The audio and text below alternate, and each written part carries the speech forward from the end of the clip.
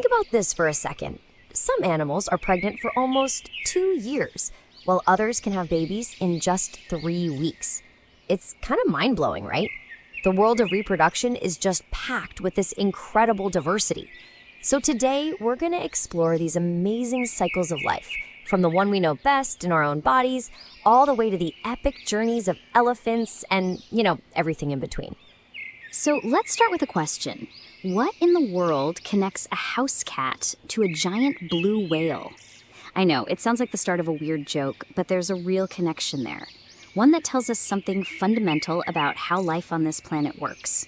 Let's dive in. And here's the answer. It's the reproductive cycle. At its core, it's this intricate dance of hormones and physical changes inside the female body, all designed to get ready for a potential pregnancy.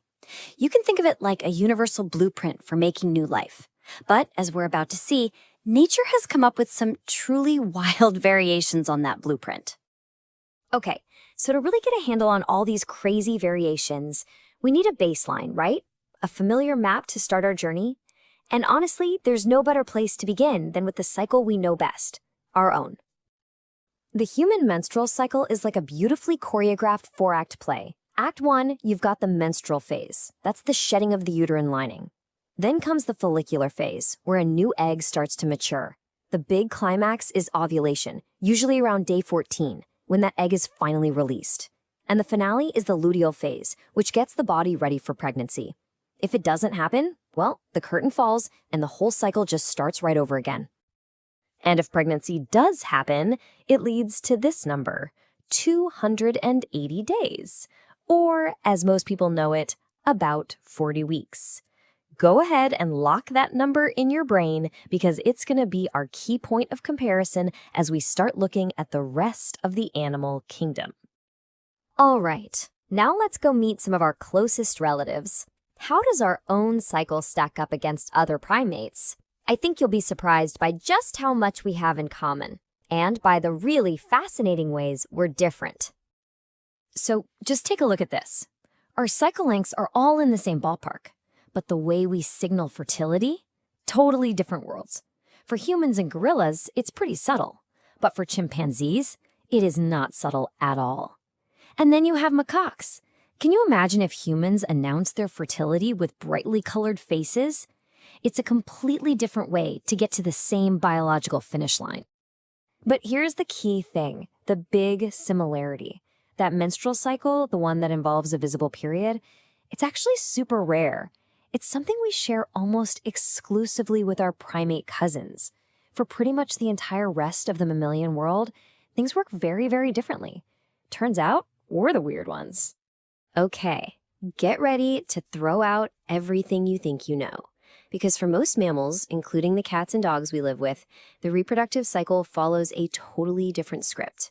So welcome to the world of the estrus cycle. And this is the fundamental difference right here. In a menstrual cycle, the uterine lining is shed.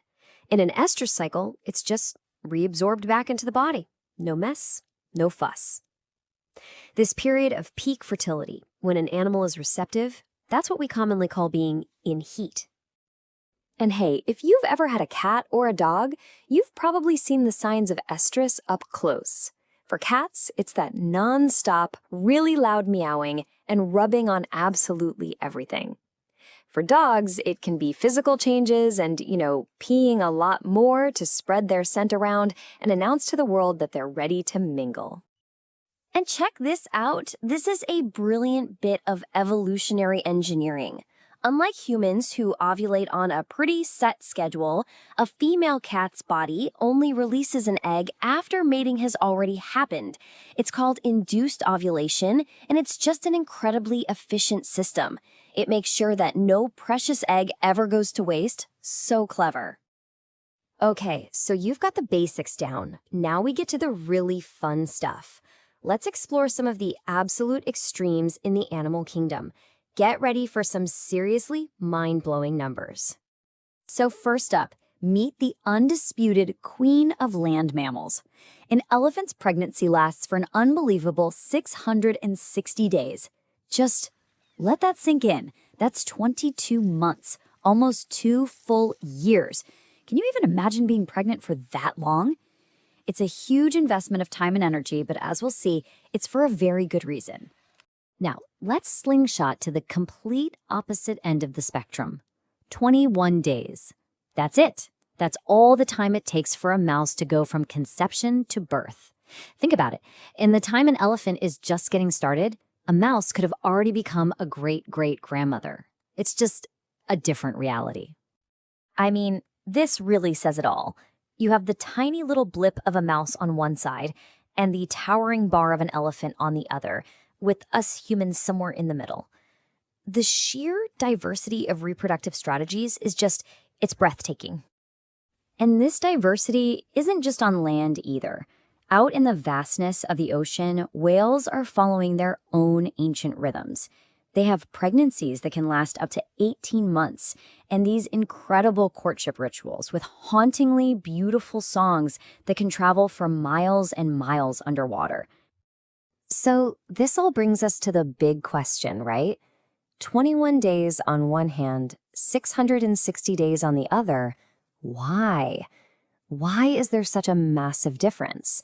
It's not random. There's actually a really powerful evolutionary logic behind all of this. Well, it turns out there's a pretty simple rule of thumb that explains a lot of this diversity. In general, the larger and more complex an animal is, the longer its pregnancy is going to be.